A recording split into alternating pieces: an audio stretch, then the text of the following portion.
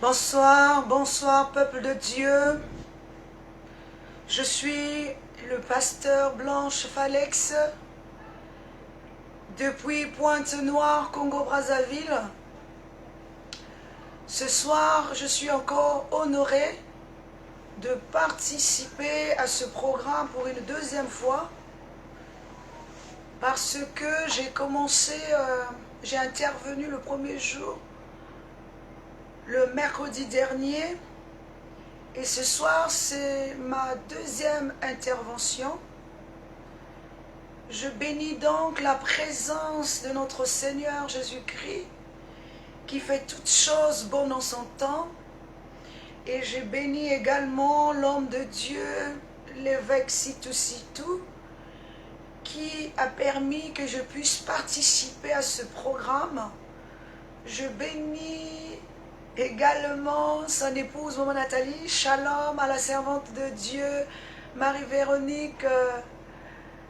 Shalom à tous ceux qui sont en train de se connecter. Et je suis sûre que le Seigneur nous fera du bien. Je vous bénis tous.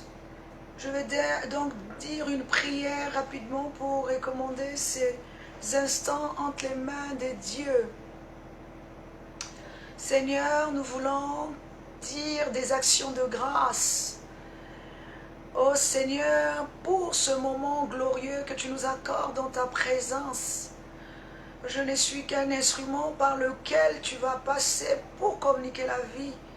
Fais taire en moi toute pensée humaine afin que se lève ta pensée. Utilise, Seigneur, ma bouche pour transmettre la vie. Et que tous ceux qui vont m'écouter reçoivent cette vie pour ta gloire, rien que pour ta gloire, au nom de Jésus. Amen. Shalom, shalom, une fois de plus.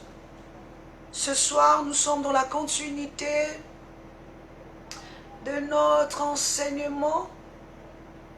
Et le thème général de notre séminaire, ce marathon de prière et d'enseignement est la puissance de la croix.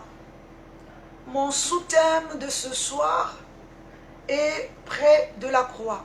Près de la croix. Nous allons donc tirer notre enseignement dans le livre de Jean, chapitre 19, du verset 25 au verset 27. Nous allons donc lire au nom de notre Seigneur Jésus-Christ. Donc, Jean chapitre 19, du verset 25 au verset 27. Je n'ai pas pris mes lunettes. C'est pas grave, je vais essayer de le lire comme ça. Près de la croix de Jésus se tenait sa mère et la sœur de sa mère. Excusez-moi, il me faut des lunettes pour voir. Alors, donc je recommence. Près de la croix de Jésus se tenait sa mère et la sœur de sa mère Marie, femme de Clopas et Marie de Magdala. Jésus, voyant sa mère et auprès d'elle le disciple qu'il aimait, dit à sa mère, « Femme, voilà ton fils. » Puis il dit au disciple, « Voilà ta mère. » Et dès ce moment, le disciple l'a pris chez lui. Alléluia. Alors, ce soir, nous allons parler de notre sous-thème près de la croix. Nous comprenons, comme je l'ai expliqué dernièrement pour ceux qui m'ont suivi lors de mon premier enseignement sur la puissance de la croix, et j'avais pris un passage où la parole nous dit que tous ceux qui veulent venir après moi doivent se charger de leur croix et me suivre. Alors j'avais défini cela comme étant non une croix physique, mais une croix spirituelle. qui était représenté par notre corps. Et c'est ce corps que nous devons emmener à atteindre la dimension de l'esprit. Et c'était une croix individuelle et spirituelle. Alors ce soir, la suite de cette prédication est près de la croix. Si nous comprenons qu'il y a un corps et nous devons porter ce corps, un corps glorieux, le corps spirituel, et donc nous devons aussi comprendre que à côté de ce corps, il doit aussi avoir 3 personnes, sinon 4, que nous allons découvrir au fur et à mesure que je vais avancer. Nous allons voir dans le passage que nous avons lu, il y a 3 Maries. Marie, mère de Jésus, Marie, la sœur de la mère de Jésus, et Marie de Magdala. 3 Maries qui se sont alignées. Et il y avait aussi le disciple que Jésus aimait. Alors que toutes les autres personnes sont parties, on peut dire ça, abandonner Jésus, mais 3 personnes ou 3 femmes sont restées. Ces 3 femmes sont 3 Maries différentes. Une incarne la maman, l'autre la sœur de la maman, et l'autre encore Marie de Magdala que tout le monde connaît. Mais il y a aussi un corps qui est représenté par le disciple que Jésus aimait, mais qui ne nomme pas, parce que depuis le commencement, on dit que ce disciple que Jésus aimait était dans le sein de Jésus. Il n'était pas hors de Jésus, mais il était dans le sein de Jésus. C'est comme pour dire, il était dans l'intérieur de Jésus. Alors, c'est pour ça que je voudrais expliquer encore ce soir que près de la croix, il y a celui qui porte la croix. Non seulement il porte la croix, mais il endure la croix. Il endure la croix. Et il y a aussi ceux qui sont à côté de cette croix, ceux qui sont près de cette croix, qui supportent la croix. La croix ici va représenter le ministère, va représenter la vision, va représenter le parcours que nous allons faire. Mais dans ce parcours, dans le parcours de la vision, dans le parcours du ministère, dans le parcours, tout ce parcours-là, il y a ceux qui sont là et qui supportent aussi la croix avec nous. Il y a ceux qui s'attachent à la croix malgré vents et marées. Pendant que tout le monde peut partir, mais il y a certaines personnes qui sont là et qui restent attachées à la croix. Parce qu'ils croient à cette croix, ils aiment cette croix et ils sont attachés à cette croix. Alléluia. Donc il y a ces genres de personnes, ceux qui sont attachés à la croix et qui aiment la croix. Ça veut dire, par exemple, moi je suis un pasteur. Si je porte la croix au-dedans de moi et que cette croix peut représenter le ministère, il y a ceux qui sont attachés à cette onction, ceux qui sont attachés à ce ministère, à la vision, et quels que soient les vents et marées ne vous abandonneront jamais. C'est de cette catégorie de personnes que je vais parler aujourd'hui.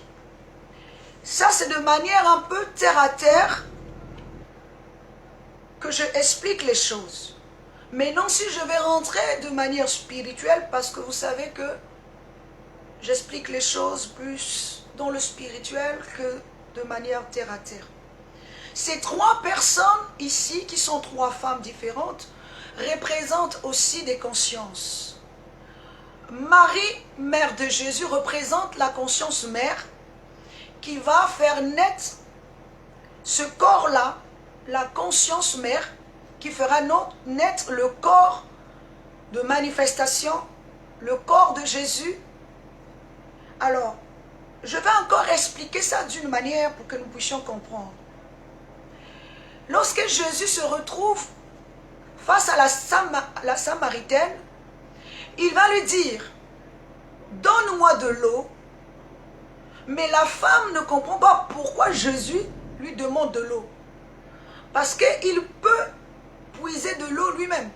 Pourquoi demande-t-il à la femme de l'eau?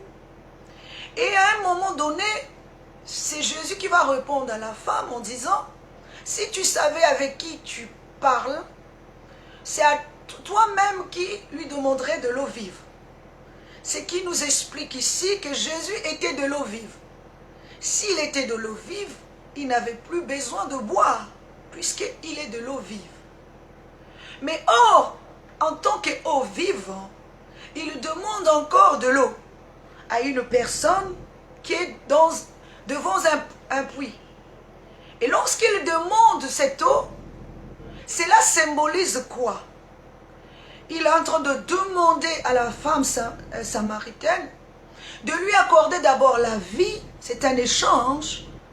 Accorde-moi la vie et moi je t'accorderai la vie éternelle. Parce que lui, il a la vie éternelle et nous avons la vie éphémère. Alors lui, en tant que corps divin, il a besoin de naître d'abord en nous avant qu'il nous donne la vie éternelle. C'est pour ça qu'il sollicite, il ne s'impose pas. C'est pour ça que même lorsqu'il dit, voici, je me tiens à la porte, Apocalypse 3, 20, je me tiens à la porte et je frappe, quiconque entend ma voix, ouvre la porte, j'entrerai chez lui, je souperai avec lui et lui avec moi. Il ne force pas la porte, mais il frappe. Si quelqu'un l'entend, qu'est-ce qu'il entend? Il n'entend pas une voix physique. Il n'entend pas une voix audible. Mais il entend une voix qui est représentée par l'enseignement. Et si tu entends Jésus, l'enseignement parfait, l'enseignement de lumière qui éclaire ton esprit, alors tu vas recevoir cet enseignement, tu vas recevoir Jésus. Lorsque tu reçois l'enseignement, tu reçois donc Jésus avec toi, plutôt au-dedans de toi. Quand tu reçois Jésus au-dedans de toi, c'est que tu lui as accordé la vie. Si tu lui accordes la vie, lui aussi il t'accordera la vie éternelle.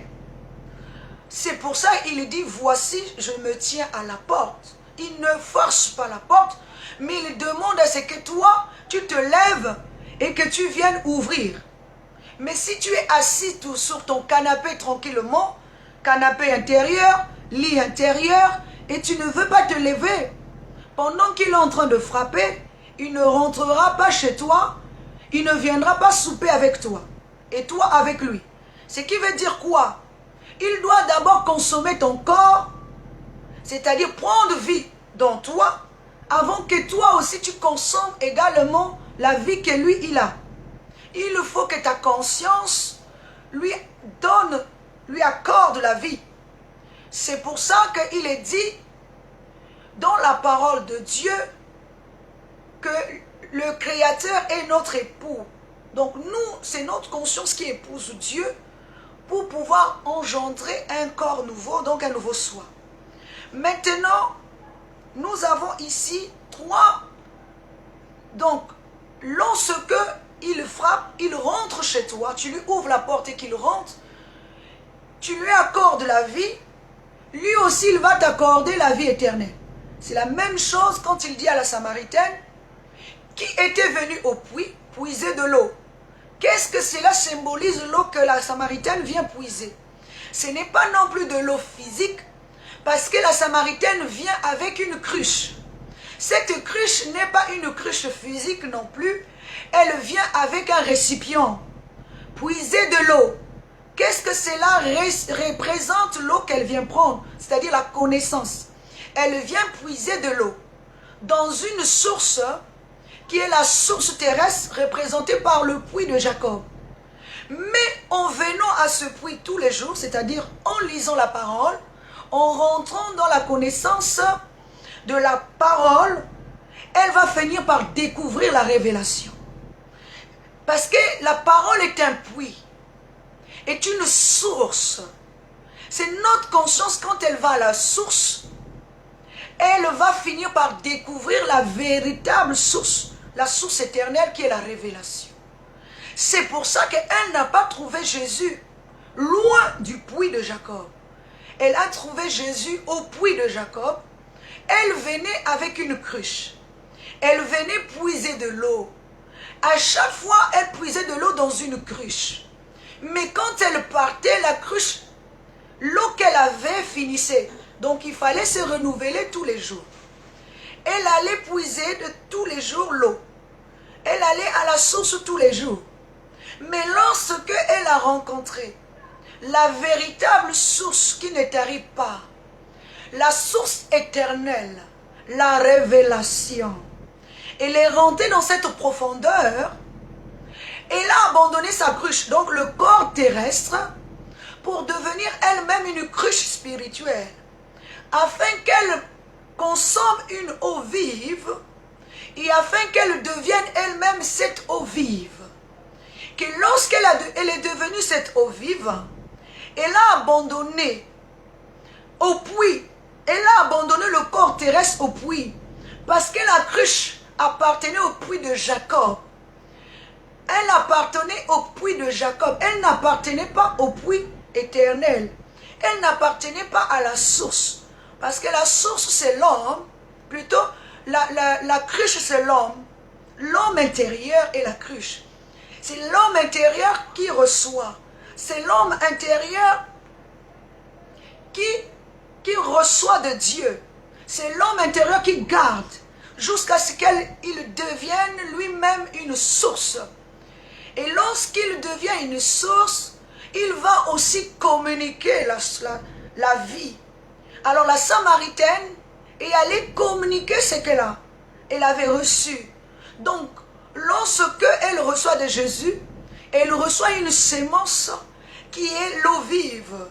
Et elle va transmettre l'eau vive dans la vie des Samaritains.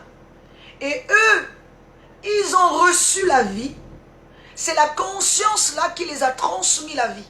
La conscience, c'est la Samaritaine qui a reçu de Dieu Jésus-Christ et qui va transmettre au peuple de la Samarie qui, eux, au départ, étaient en inimitié avec Dieu. Alors, la Samarie ici représente le corps. Il faut que tous ceux qui incarnent le corps reçoivent aussi la vie. Mais pas la vie terrestre, mais la vie spirituelle. Et lorsqu'ils ont cru à la Samaritaine, ils se sont déplacés. Ils ont quitté la partie terrestre pour aller vers le céleste. Jésus n'est pas venu vers eux, mais c'est eux qui sont partis vers Jésus. Jésus n'est jamais descendu vers eux, mais c'est la Samaritaine qui a porté la bonne nouvelle. Et eux, ils ont cru à cette bonne nouvelle. Lorsqu'ils ont cru, ils sont partis vers Jésus.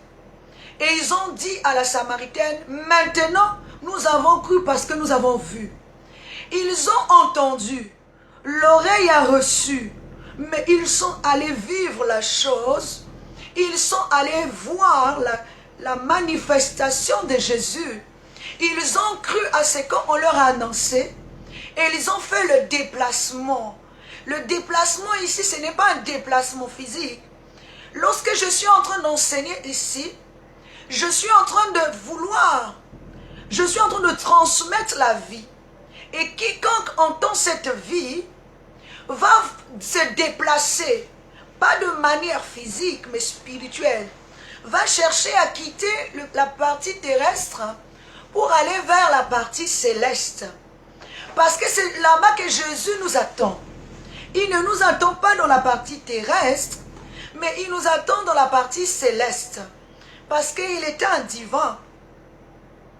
Et il a besoin que nous puissions atteindre sa dimension.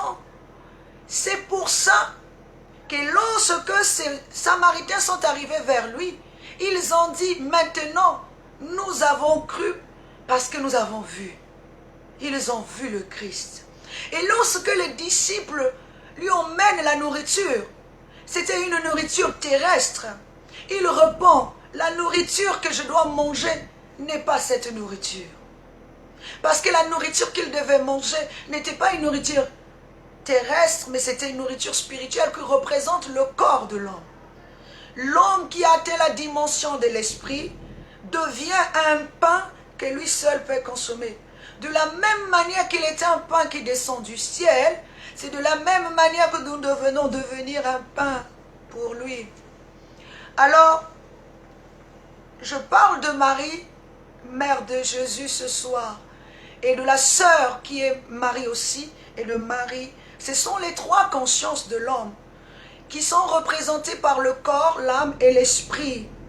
Pendant notre parcours, lorsque nous sommes en train de trimballer notre corps, nous avons les trois consciences qui doivent s'attacher à notre ministère, à notre souffrance, à notre épreuve, pour que nous puissions réussir notre mission.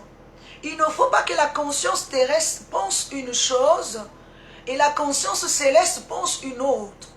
Ou encore la conscience intermédiaire qui est représentée par l'esprit pense une autre chose. Il faut que nos trois consciences soient près de nous, s'attachent à nous, dans nos souffrances, dans nos meurtrissures, croient en nous pour que nous puissions évoluer et atteindre la dimension éternelle. Moïse aussi avait trois consciences. Nous allons parler des trois consciences de Moïse. La première conscience de Moïse était son épouse représentée par Séphora, qui a épousé son image, qui a épousé la vision. Parce que l'épouse, c'est celle qui épouse la vision. La mère, c'est celle qui t'engendre, qui te donne corps. C'est toujours à l'intérieur de l'homme. La mère, la conscience mère donne corps à un nouveau soi. Et la nouvelle conscience épouse la vision divine. Elle devient épouse. Et il y a aussi la conscience intermédiaire qui est soit la sœur, alléluia, soit la sœur. Cette sœur soutient la vision, soutient la connaissance que nous avons. Et donc je reviens à Moïse. Moïse a trois consciences lui aussi. La première conscience est représentée par son épouse qui a épousé la vision de Moïse. La deuxième est la sœur Marie. Elle aussi, elle s'appelle Marie. Mais dans le cas de Moïse, sa conscience principale est sa sœur, représentée par Marie. C'est pour ça que même dans l'histoire de Moïse, c'est une Marie qui est la sœur, qui accompagne Moïse dans toute l'œuvre que Moïse fait. Il y a Aaron, et il y a Moïse, et il y a Marie. C'est pour ça que la Bible dit que Marie a été aussi participante de l'œuvre de Moïse, lorsque Moïse va sortir les enfants d'Israël de l'Égypte. Marie était là présente. C'est Marie qui a commencé avec les danses pour louer Dieu. C'est Marie. Elle représente la conscience. Alors, nous allons parler maintenant de Séphora. La femme de Moïse, conscience principale. Il y a aussi l'autre conscience qui est la conscience égyptienne, c'est-à-dire la femme égyptienne de Moïse. Celle-là, je ne vais pas la toucher, mais je vais toucher Séphora, la conscience principale. Dans Exode, chapitre 4, à partir du verset 20-21 par là, il nous est dit que Dieu envoie Moïse aller sortir les enfants d'Israël de l'Égypte. Il dit à Moïse, va dire à Pharaon de laisser partir mon fils, mon premier-né. Son fils ici, c'était Israël. Et Israël, tout un peuple, était qu'un seul fils pour Dieu. Un premier-né. Le premier-né, donc l'être suprême, l'esprit en nous, est l'être suprême. Il est le premier-né de Dieu dans sa maison. Et le corps est le second né dans la maison de Dieu. Mais or, le corps aujourd'hui domine sur l'esprit. C'est pour ça que Dieu veut récupérer son esprit dans l'homme. C'est ça qu'on appelle l'enlèvement. Mais je ne veux pas parler de ça aujourd'hui. Alors, je veux parler de la femme Séphora. Ensuite, il est dit que Moïse, dans la nuit, il attendait, il avait reçu des instructions pour aller sortir les enfants d'Israël de la maison de la servitude. La nuit venue, Dieu est venu combattre Moïse. Alors, c'était encore un peu incompréhensible. Dieu envoie Moïse la journée pour aller sortir les enfants d'Israël de la servitude de la maison d'Égypte. Mais le soir venu, Dieu vient combattre Moïse. Comment ça se fait? C'est lui qui l'envoie. Mais il vient combattre encore Moïse. Pourquoi vient-il combattre Moïse? Il est dit que dans l'intention de le faire périr. Si vous pouvez lire ce passage. Quelqu'un peut même mettre ça à partir, Exode 4 à partir de 21. Jusqu'à 24 si je me trompe pas. Alors il est dit que Moïse a été combattu par Dieu. Dans l'intention, Dieu voulait le faire périr. Alors c'est Dieu qui l'envoie en mission. Il envoie Moïse en mission et il vient encore combattre Dieu. Et Moïse, il le combat. Alors pendant qu'il combat, Moïse ne se rend pas compte avec qui il est en train de combattre. C'est là que nous trouvons un peu incohérent cette histoire. Et c'est pour ça que je dis que cela est spirituel. Regardez, à un moment donné, il nous est dit que Séphora se lève et Séphora vient couper le prépuce de son fils.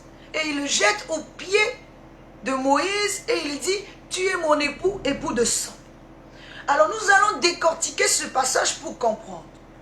Comment ça se fait-il que Moïse, qui reçoit la mission, l'ordre divin, pour aller sortir les enfants d'Israël de la maison de la servitude, il ne reconnaît pas son Dieu qui vient le combattre. Il ne reconnaît pas son Dieu. Alors Séphora, qui n'a rien à voir avec la maison d'Israël, parce qu'elle est une Madianite, elle est une fille d'un prêtre Madianite, et nous le savons. Donc ça veut dire qu'elle n'a rien à voir avec Israël. Elle n'a rien à voir avec Israël. Et c'est elle qui va reconnaître que la personne qui est en train de combattre, Moïse est Dieu. Et il connaît aussi le pourquoi il combat Moïse. Elle sait aussi pourquoi ce Dieu-là est en train de combattre Moïse. Ce qui est quand même un peu incohérent. Comment pouvait-elle connaître que c'est Dieu, le Dieu de Moïse, qui est en train de combattre Moïse? Et le pourquoi de ce combat? Parce que Dieu était venu dans l'intention de faire périr Moïse. Mais elle connaît le pourquoi. Elle connaît le pourquoi. Elle sait qui est en train de combattre Moïse. Comment l'a-t-elle reconnu? C'est parce qu'elle incarne la conscience. Elle incarne la conscience de Moïse parce qu'elle sait que celui qui combat mon époux est donc le corps et son Dieu. C'est son propre Dieu. Parce que le corps est une habitation. Alors pourquoi le Fils? Pourquoi pas Moïse? Pourquoi c'est le Fils qu'on doit circoncire? Parce que le Fils ici n'était pas encore esprit. Il faut le circoncire. Il faut retirer l'excès de peau. Il faut le dépouiller. Il faut enlever l'impureté. Enlever la peau. L'excès de peau. Il faut enlever l'impureté. Parce que si Dieu nous combat, Dieu ne nous combat pas dans l'intention de nous faire périr réellement. Mais il nous combat dans l'intention de nous, comment je vais dire, que nous ayons une prise de conscience. C'est pour ça que Séphora, qui a épousé la croix, qui a épousé l'homme, savait qui était son Dieu. Elle a reconnu son Dieu. Elle a reconnu le Dieu, non seulement le Dieu, mais le pourquoi le Dieu les combattait. Parce que si Dieu combat Moïse, il combat aussi Séphora. Car Séphora et Moïse sont qu'une seule personne. Mon corps et mon esprit ne sont qu'une seule personne. Si Dieu me combat, il combat aussi ma conscience. Il combat aussi mon esprit. Il combat aussi mon corps. C'est pour ça que nous allons aussi prendre l'exemple de Jacob. Jacob, sur le chemin de retour vers la patrie paternelle, va rencontrer Dieu. Et Dieu va le combattre. Mais lorsqu'il combat avec Dieu, Jacob, il combat avec un seul homme. Mais Dieu lui pose la question, qui es-tu? Est-ce que vous voulez dire que Dieu ne savait pas qui était Jacob? Pourquoi lui pose-t-il la question, qui es-tu? S'il lui pose la question, parce qu'il voulait savoir si Jacob connaissait qui il était. Mais Jacob a répondu, je suis Jacob. Parce que Jacob était dans le corps terrestre. Il connaissait son identité terrestre, mais il ne connaissait pas son identité spirituelle. Il ne savait pas aussi qu'il était un homme spirituel, qu'avant de devenir un homme terrestre, il était d'abord un homme spirituel, que lorsqu'il a quitté la patrie céleste, il était un homme divin. Et maintenant qu'il retourne dans la patrie paternelle, il doit redevenir un homme divin. Il doit devenir un homme spirituel. Il doit devenir un homme esprit. Mais c'est dans le combat avec Dieu qu'il va se rendre compte, sa conscience va s'ouvrir. Parce que avant cela, Jacob ne savait pas avec qui il était en train de combattre. Tant qu'il y avait l'obscurité, tant qu'il y avait la nuit, Jacob ne savait pas avec qui il était en train de combattre. Mais à un moment donné, la parole de Dieu nous dit que lorsque la lumière commençait à se lever, la lumière ici, ça veut dire quoi? La lumière dans l'esprit. La conscience venait de se réveiller. La prise de conscience. L'épouse parfaite, c'est la conscience. Lorsqu'elle épouse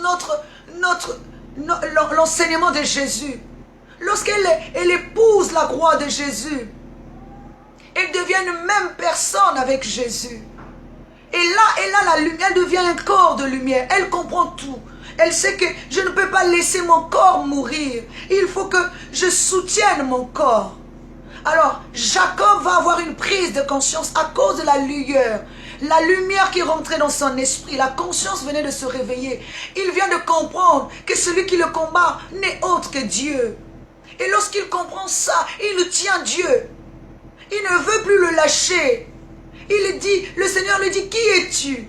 Il dit, je suis Jacob. Il dit, non, tu n'es pas Jacob. Tu es Israël. Parce qu'à ce moment-là, lorsque Jacob a compris avec qui il était en train de combattre, il venait de rentrer dans la dimension spirituelle. Lorsqu'il est rentré dans la dimension spirituelle, Dieu vient de changer son état. Il vient de changer son identité. C'est pour ça que Balaam dit, il voit un astre sortir de Jacob et il voit le sceptre sortir d'Israël.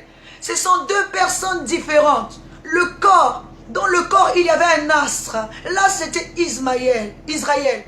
L'astre c'est l'étoile. Et l'étoile c'est l'esprit. Et l'esprit était dans Israël, dans Jacob. Et Jacob ne le savait pas. Jacob ne savait pas que l'esprit était endormi en lui. Il fallait que l'esprit se réveille. Lorsqu'il a une prise de conscience, ça veut dire que sa conscience est réveillée.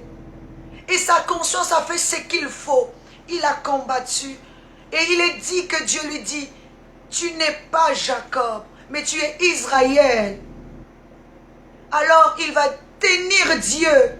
Il va tenir Dieu à la ceinture. Et il va dire, je ne te lâcherai pas tant que tu ne m'aurais pas béni. Après Dieu lui dit quoi? Tu as combattu avec Dieu et les hommes et tu as été vainqueur. Mais à quel moment Jacob avait combattu avec les hommes? À quel moment Jacob a combattu avec les hommes?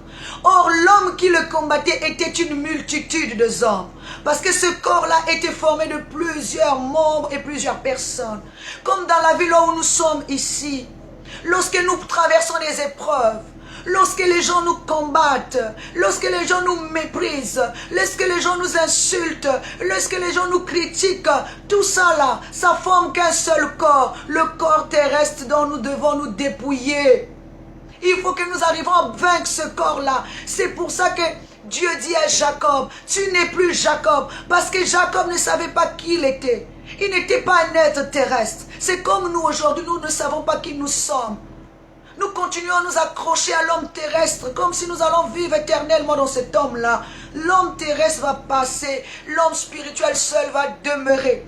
C'est pour ça que dans mes enseignements, j'insiste toujours, parce que mon message c'est celui-là, pour que l'homme prenne conscience de ce qu'il est. Il n'est pas un homme terrestre pour l'éternité, il est un homme terrestre pour un temps. Il faut qu'il quitte ce corps-là, terrestre, c'est-à-dire la nature terrestre, et qu'il rentre dans la nature de Dieu. Qu'il rentre dans la nature divine, qu'il rentre dans la nature de l'esprit, dans la nature spirituelle, afin qu'il devienne un être spirituel. Alors, Jacob a combattu, mais Jacob ne pouvait pas rentrer dans la patrie maternelle, dans son premier état. Nul homme ne peut voir Dieu et vivre, nous dit la parole. Aucun homme ne peut voir Dieu. Mais qu'est-ce que Jacob dit après avoir combattu avec Dieu? Il dit, oh, j'ai vu Dieu face à face. Qui peut se vanter d'avoir vu Dieu face à face? Jacob dit, j'ai vu Dieu face à face.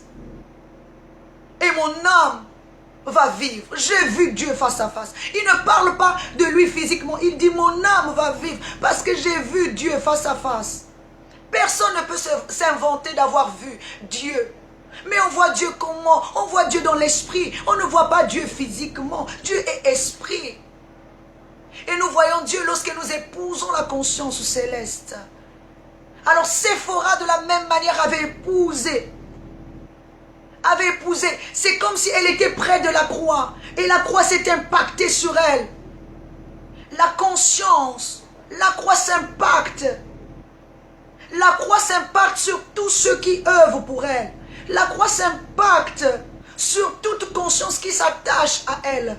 La croix donne de vie. La croix s'impacte sur toute personne qui croit en elle. Toute conscience qui croit en elle, elle s'impacte. Elle est positive dans notre vie. Pendant que tout le monde peut partir, toi reste accroché à la croix. N'oublie pas la croix du Seigneur. N'oublie pas le corps spirituel qui est en toi. Accroche-toi à elle. Même si c'est difficile, combat le bon combat comme Paul le dit à Timothée. Combat le bon combat. Ne combat pas. Combat le combat de la croix. Avance avec elle. Et elle t'ouvrira des portes. Et elle t'emmènera loin. C'est pour ça que je viens de vous parler de Séphora. Séphora, cette femme-là, qui a connu qui était Dieu, qui a circoncisé son fils pour enlever le prépuce, c'est-à-dire enlever la partie. Jusqu'aujourd'hui, si Dieu nous combat, c'est pour que nous puissions retirer le vieil homme en nous. Le vieil homme doit passer pour laisser place au nouveau homme. L'homme nouveau doit demeurer en toi et moi, afin que Dieu nous bénisse, que Dieu fasse de nous une nation nouvelle. Pas une nation terrestre, mais une nation nouvelle. Écoutez, lorsque Rebecca est enceinte, la Bible nous dit que Rebecca voyait dans ses entrailles deux forces qui se battaient. Deux forces qui étaient en confrontation. Alors, nous comprenons ici, et elle est partie consulter. Nous comprenons ici que ce n'est pas une grossesse physique. Parce que moi, en tant que mère physique, j'ai eu des enfants. Et je sais qu'un enfant dans le ventre donne des coups. Des coups. Toutes les mamans physiques qui ont mis au monde physiquement vous diront qu'un enfant dans le ventre donne les coups. Des fois, même quelqu'un de l'extérieur peut toucher et il va sentir les coups de l'enfant.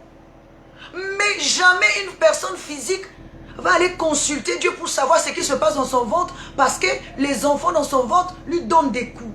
Même les femmes qui portent des jumeaux ou des triplés, ou même des quadruplés, personne ne va consulter. Mais pourquoi Rebecca est allée consulter Dieu pour savoir qu'est-ce qui se passait dans ses entrailles?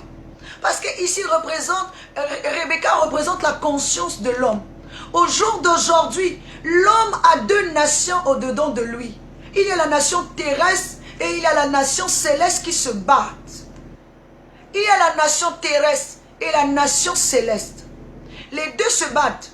Parce qu'il est dit que l'esprit a des désirs qui sont contraires à ceux de la chair. La chair a des désirs qui sont contraires à ceux de l'esprit. La chair a des désirs qui sont contraires à ceux de l'esprit. L'esprit est tout le temps en confrontation avec la chair, avec le corps, parce qu'ils ont des désirs différents. L'un pense d'une manière et l'autre pense d'une autre. Donc c'est une sorte de confrontation tout le temps que nous avons. C'est normal que nous puissions consulter Dieu. C'est normal que nous puissions savoir ce qui se passe en nous. Mais je consulte Dieu comment? Puisque Dieu est à l'intérieur de moi. Il faut que je sache ce qui se passe à l'intérieur de moi. Pourquoi à l'intérieur de moi, il y a un combat?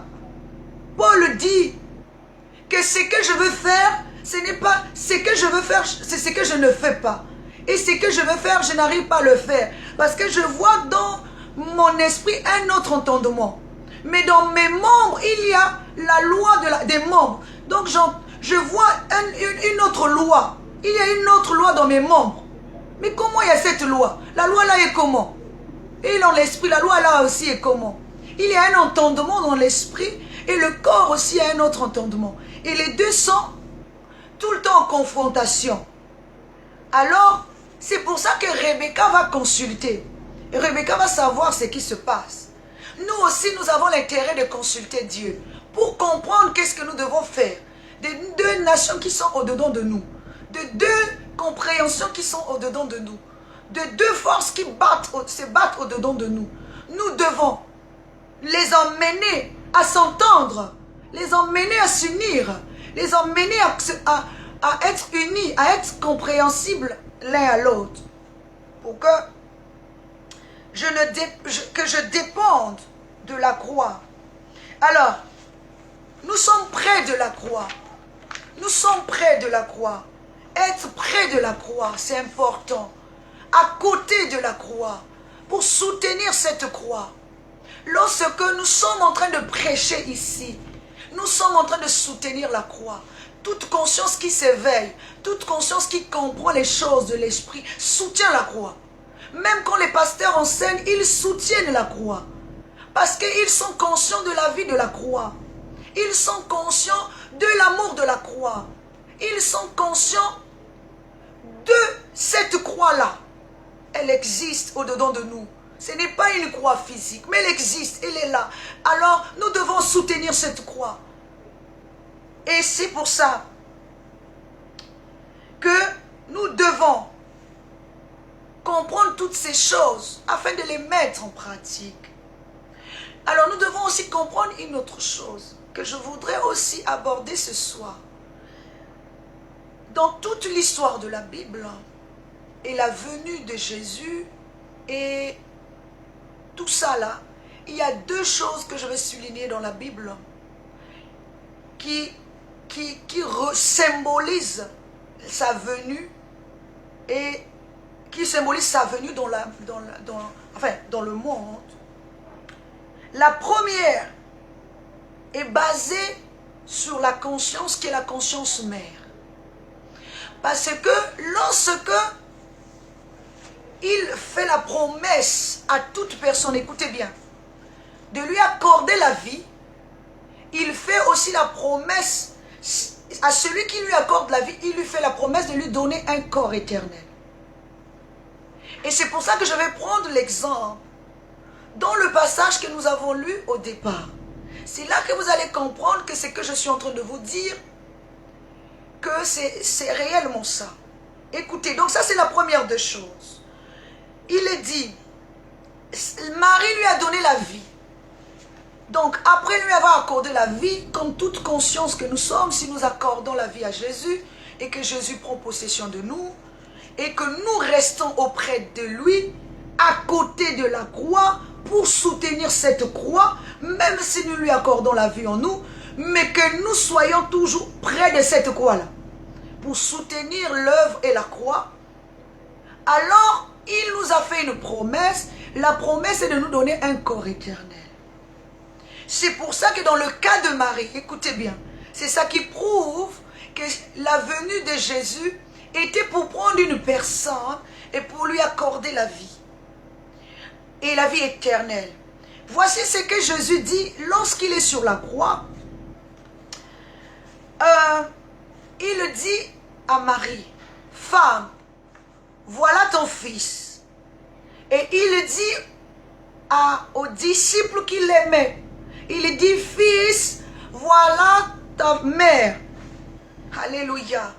Alors, et il nous a dit que le fils, en fait le disciple qu'il aimait, va accueillir Marie chez lui. Comment il va accueillir Marie chez lui? Alors que Marie, si on comprend bien, avait d'autres enfants, avait un époux représenté par Joseph.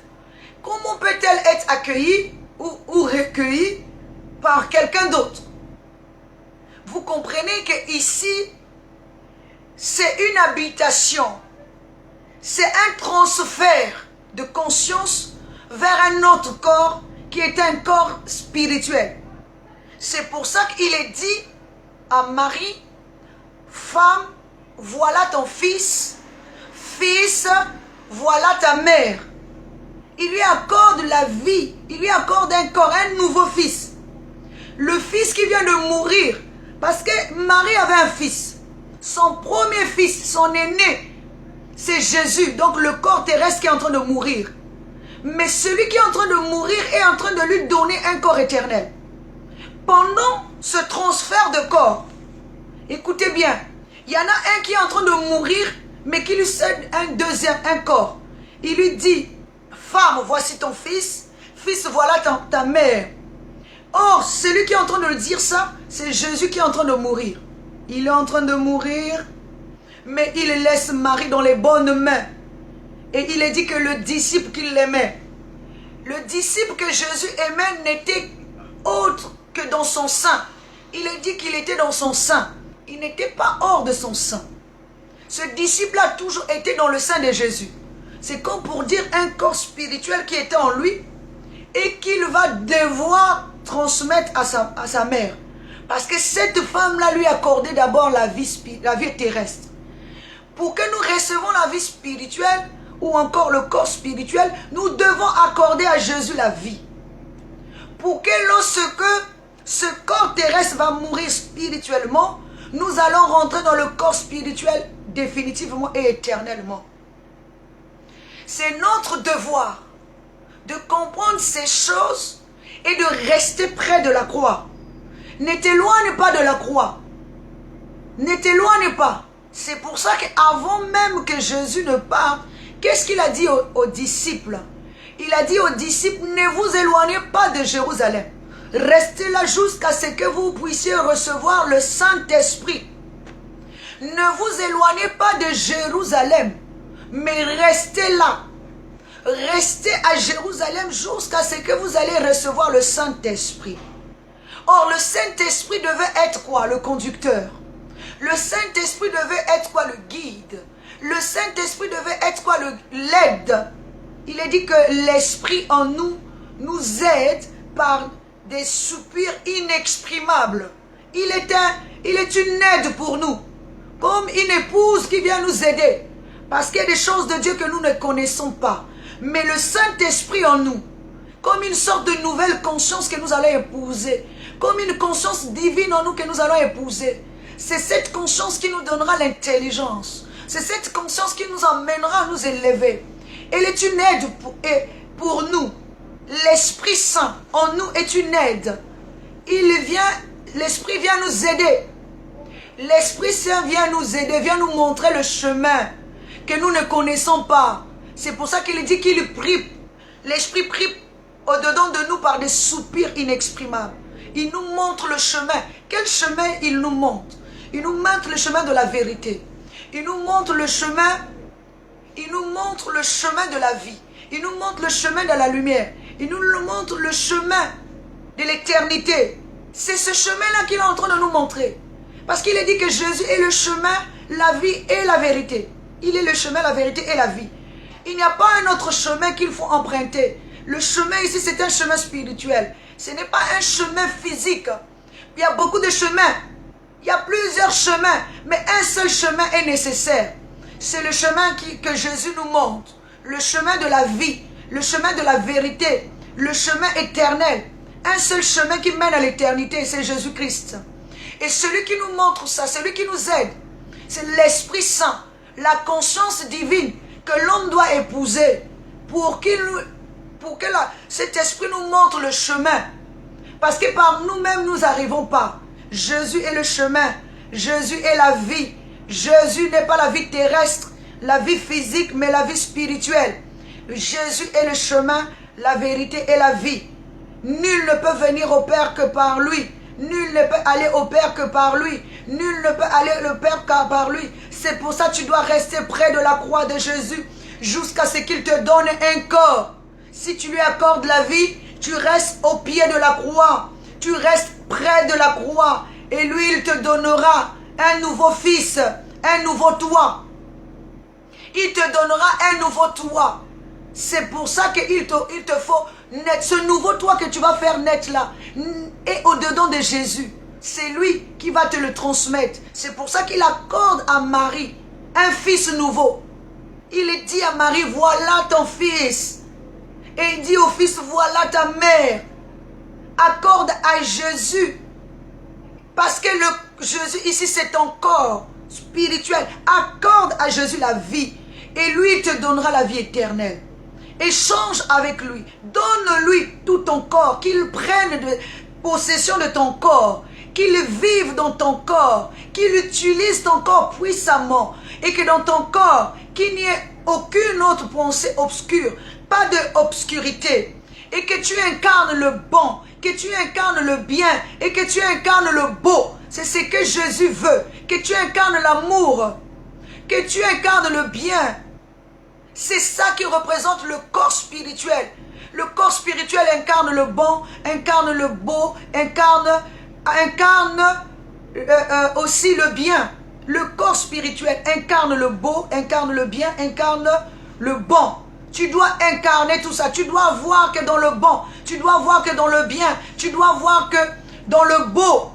C'est pour ça que lorsque nous voulons faire des choses là, le beau ici, c'est faire des choses pas excellentes. Nous ne devons pas faire des choses à peu près. Faisons des choses dans l'excellence, dans le beau, dans la beauté. Faisons les choses dans le beau. Nous devons faire les choses dans la beauté. Et la beauté ici, c'est l'excellence, la perfection. Nous devons aussi faire les choses dans le bon, dans le bien. Fais les choses bien comme il faut. Rejette le mal afin que le bien puisse dominer en toi. Rejette le mal. Le mal ne t'emmènera nulle part, mais rejette le mal et domine sur le mal afin que le bien germe et s'impose en toi. Afin que la bonté puisse aussi naître, le bon, la bonté puisse naître de toi. Un fils qui représente Dieu doit avoir toutes ces choses.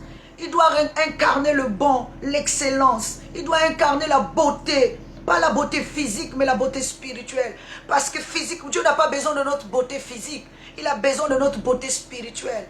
C'est pour ça que même Sarah, c'était une femme belle de figure et de taille. Rebecca était une femme belle de figure et de taille.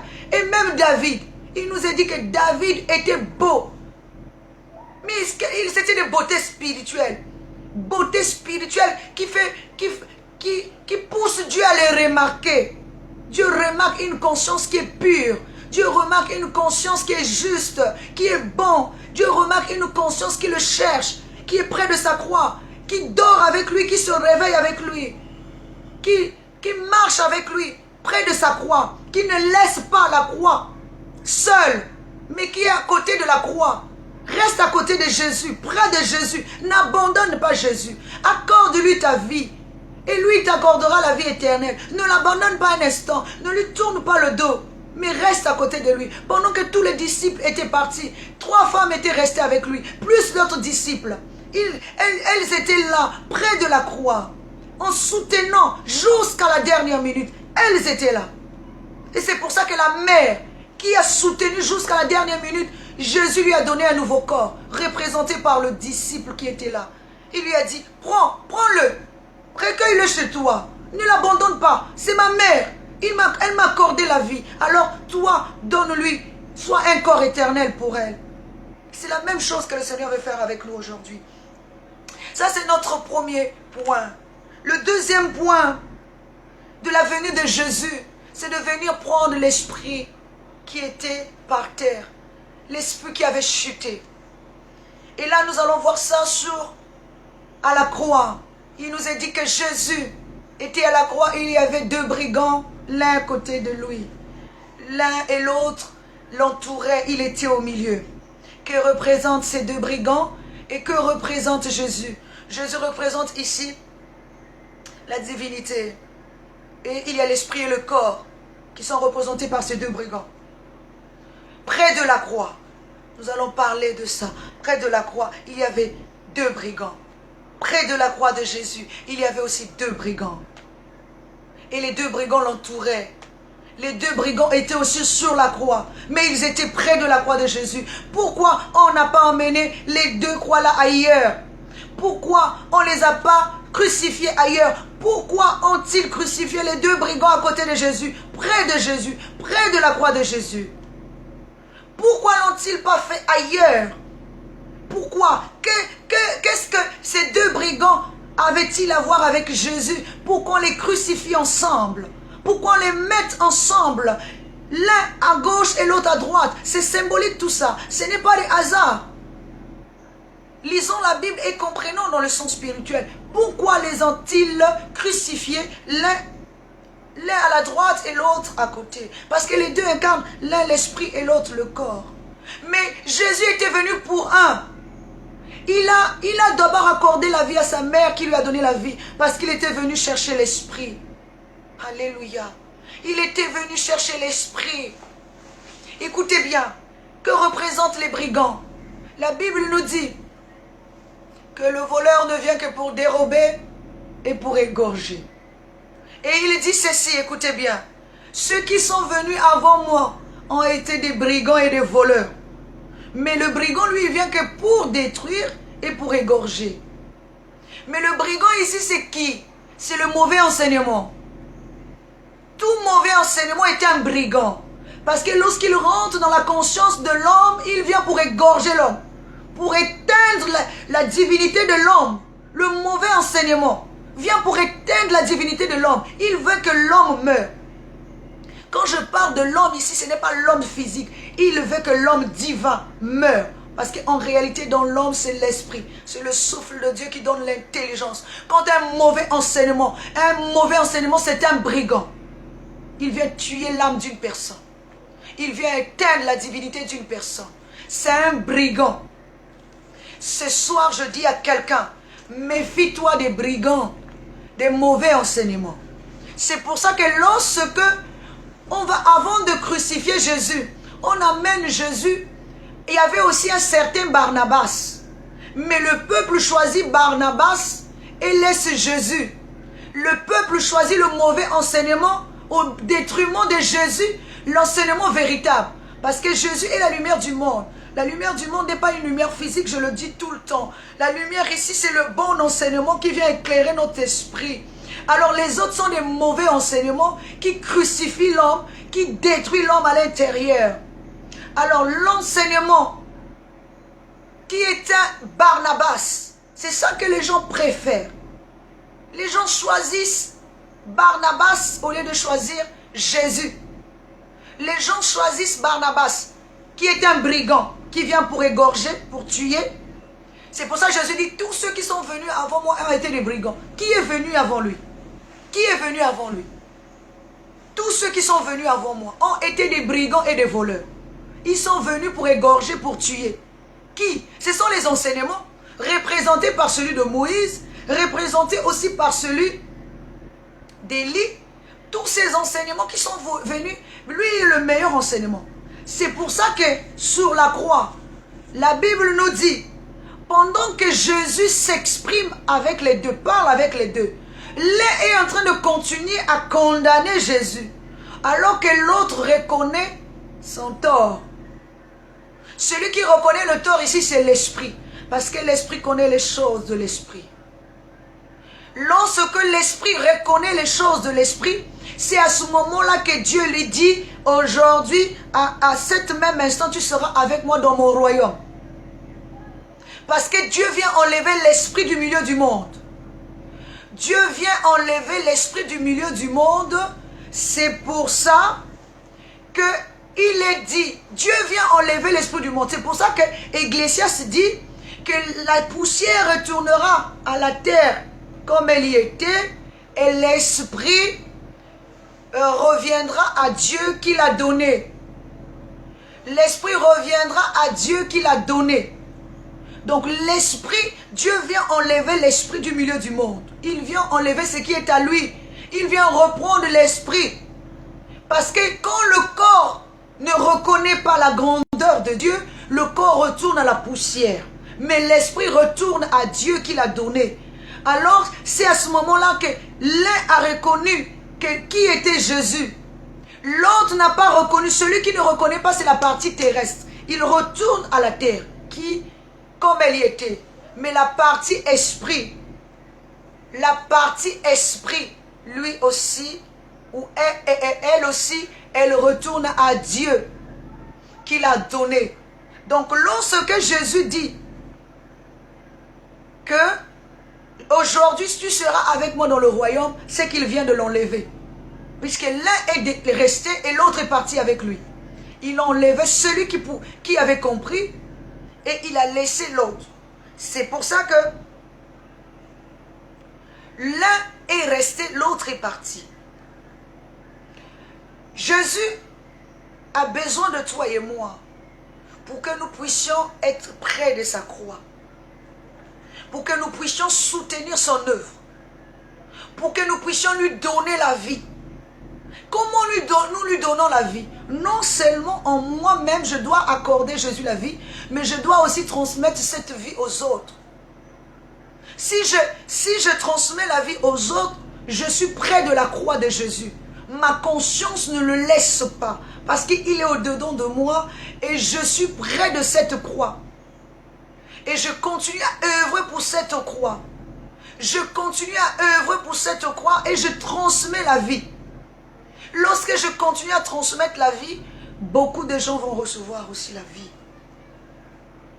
Donc la deuxième des choses, comme je dis, j'ai parlé de deux choses. La première, c'est d'accorder la vie éternelle à notre conscience. La seconde, c'est d'enlever notre esprit du monde. Parce que l'esprit a été donné à l'homme comme aide. Il faut que l'homme sache comment entretenir son esprit. Si tu ne nourris pas correctement ton esprit, Dieu viendra retirer son esprit. Il faut nourrir l'esprit.